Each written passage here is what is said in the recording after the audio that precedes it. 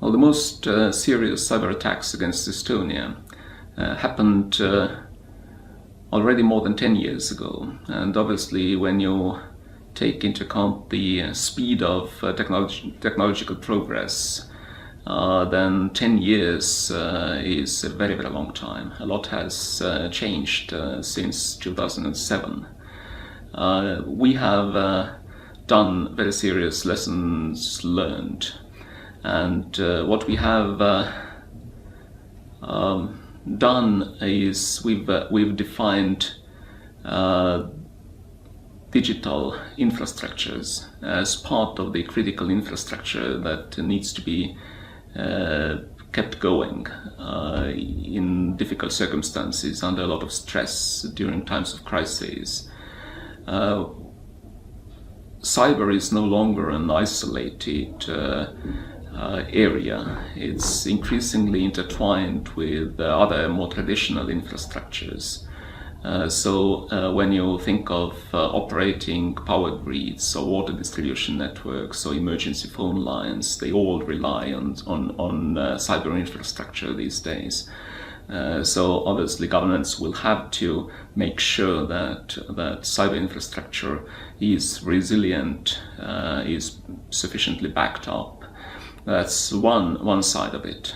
Also, what we learned, since some of those attacks 10 years ago were aimed at or against privately operated companies that did business in the cyberspace, like, for example, commercial banks.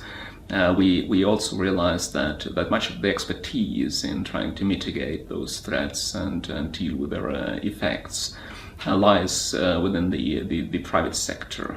So what we need is a very close cooperation between the private sector and the government. And in order for the private enterprises, private companies to be ready to share their expertise with the government, one needs a significant amount of trust and confidence.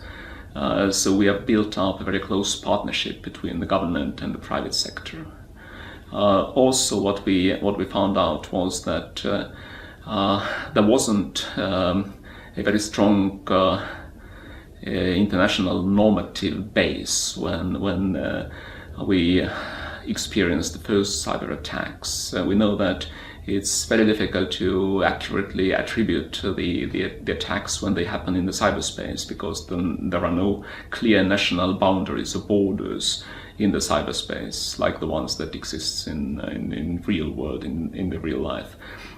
So in order for the governments to share information regarding what's happening in the cyberspace, there needs to be a legal basis. So we've worked very hard to establish such a legal base.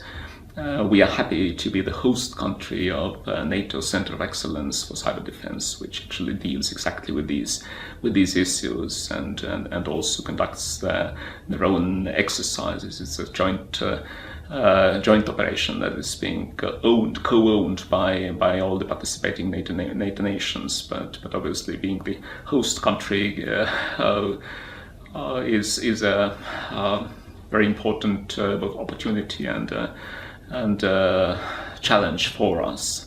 So we do a lot, and I think that when you look at the cyber, when you look at the digital, then one can never stop progress. It's important to bear in mind that the benefits that comes with technological innovation and modernization and progress are so significant, and the benefits far outweigh all the potential vulnerabilities, which obviously does not mean that we can ignore those vulnerabilities.